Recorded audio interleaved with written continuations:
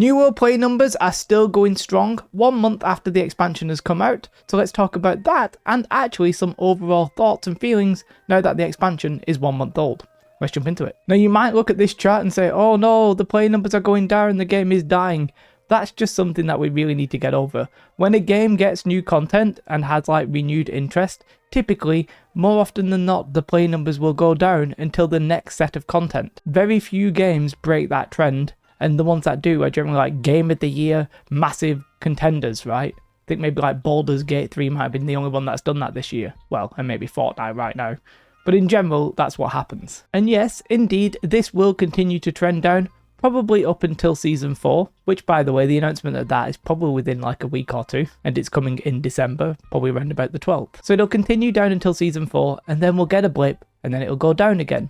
And we're going to just rinse and repeat that, right? Fine, perfectly fine. But on a sort of micro level, the numbers here on Thursday, for example, we peaked at 42,000. And when you consider that our lowest peak in June this year was at 20,000, we're still quite above it, right? I think that's actually okay. To me, it looks like the people are sort of sticking around a little bit more. But as I said, they will sort of like slowly move on. I think like we've got that Classic Plus Season of Discovery that's coming out, you know, Throne of Liberty in Korea. I don't think that'll necessarily do anything to New World numbers because it's not in the West at this point. But there'll be stuff that comes out that slightly takes some of the people away.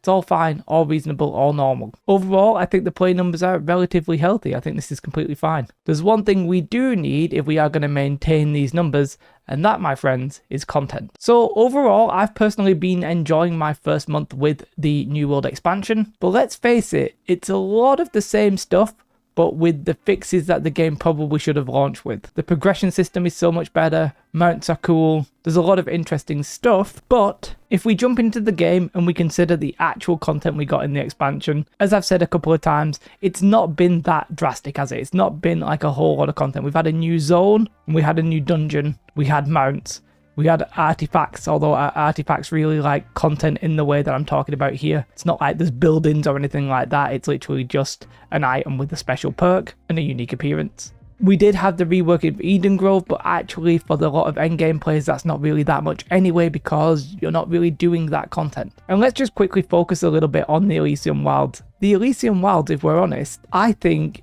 as beautiful as it is, in the long term, there's not really many reasons to go back here. Yeah, you can come and kill your little bosses per day if you want to. Yes, you need to come here for some artifacts. In fact, that's probably its main use right now, is getting the artifacts and then farming the quest for the artifacts. By the way, the one where you have to kill ancients in this bridge, very stupid. But you're not even really coming here to farm because all of the elite nodes, like the Mithril, Runewood and all that stuff, they are in the elite areas in the chest runs, apart from some areas where you might want to farm some dark leather, but that's about it. There's no reason, for example, to come over here to this thing, whatever this is, Dance of the Fireflies. I literally don't even know what it is. There's no real reason to come here because there's no real resources or anything in any sort of like massive amount of abundance. So the goal of changing First Light into a zone where people go, it's sort of there, but unless we get content that is getting added in here, I don't really see how it's going to succeed in the long-term goal of that. When I log in to play, what do? Like, yeah, you know what I might do? I might do some dungeons that already existed. It's not like I'm doing any of the new dungeons because there are no new dungeons apart from Savage Divide, which there's no point really doing apart from once every 4 or 5 weeks when it becomes mutated. I'm doing the same thing where I'll click on modes and I'll either do an Outpost Rush or I'll do an arena. These are the same as they were before the expansion. Obviously, you can go out there and farm some materials if you want to. Some people are doing the worm, but I just haven't really had the time to be bothered. The only reason to do it is for dark matter, by the way, because you get like 320, I think, per kill per week. Then I think you get like maybe 80 per day. Don't quote me on the numbers, I don't really care. And sure, one thing I think is absolutely fantastic is mounts. But do you know what? I'm not actually using them that often because I'm not actually doing that much farming at the minute. I'd rather do an Outpost Rush, or I'd rather do an arena, or I'd rather do an M3, all of which you can't actually use mounts in. I don't actually know why we can't use mounts in Outpost Rush, by the way, but that's one thing that they decided.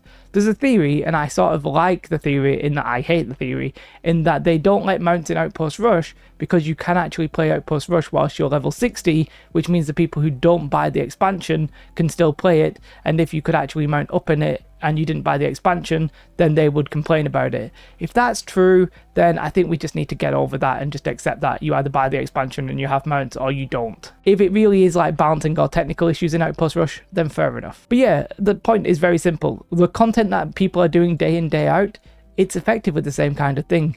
You may have seen Danny's banned video, which I'm not going to go into here, although I think if you exploit and you get banned for a day, it's like a little tap on the wrist, let's move on with our lives. It's sort of true that putting the artifacts in the old content in the old dungeons gives you a renewed reason to run them, and it is sort of been fun collecting all the artifacts. By the way, a little flex here, I literally have all of the artifacts. They're not, some of them are in my gear sets and stuff like that, but I literally have all of the artifacts. The joke is that I've completed the game and I'm waiting for Season 4. However, I need to actually go ahead and upgrade all of them. Although, I don't have the dark matter. But it's true, you're basically running most of the old content. We said that before the expansion was coming out, and we're saying it now. We need new content. We need something fresh. The Elysian Wilds, yeah, it was a fun leveling experience, but that's it. It's time for the future. We've fixed the gearing system and all this kind of stuff. I think the gearing progression, by the way, is so much better now. It's not perfect. I still think PvPers are getting the shaft, but a lot of these systems are just so much better. The artifacts are cool. Transmog is cool. Like, it's time now for the future. It's time now for like stuff like character customization, name changes. Really, it's time for content. I won't go over it too much, but Season 4 is coming out in December 12th, and we know what's coming effectively. It's probably going to get its full reveal either next week or the week after.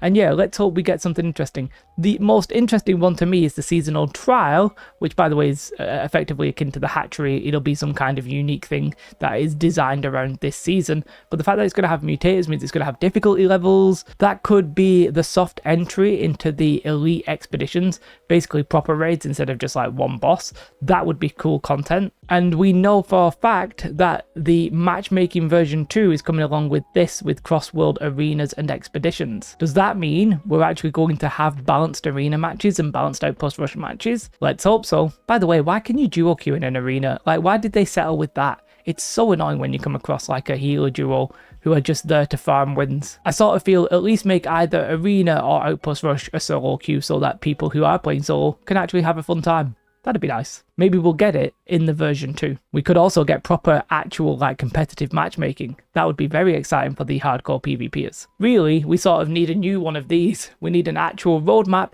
but if I'm gonna guess, I think we'll only see the roadmap after Season 4. I hope I'm wrong. The best time for the roadmap probably would have been September. The second best time would have been October. The third best time is now.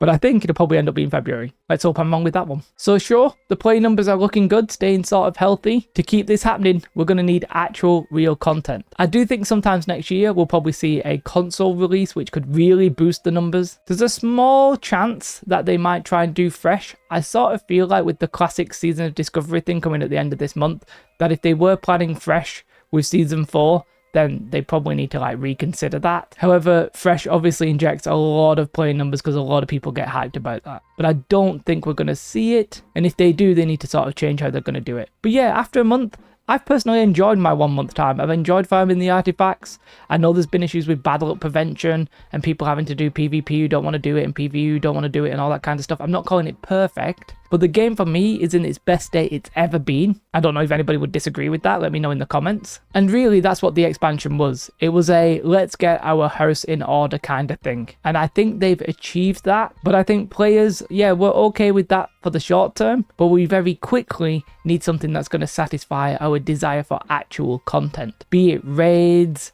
ranked arena, or whatever the hell they have, like some more solo modes, 2-person dungeons, whatever could come, it needs to arrive as soon as possible. Oh, and we need a new Outpost Rush map. Simple. Until then though, let us mount up. It'll be fun. Just let us do it. Big shout out to my Patreons. I really appreciate you guys. You make this a lot easier. And if you want to come follow me over on Twitch, I stream 6 days a week apart from Saturday, which I think is probably the day that this video comes out. But other than that, it's 6 days a week, 7 hours a day. Bish bash bosh. A lot of fun. What you should definitely do right now, though, is have a most beautiful day. Like and subscribe. Goodbye.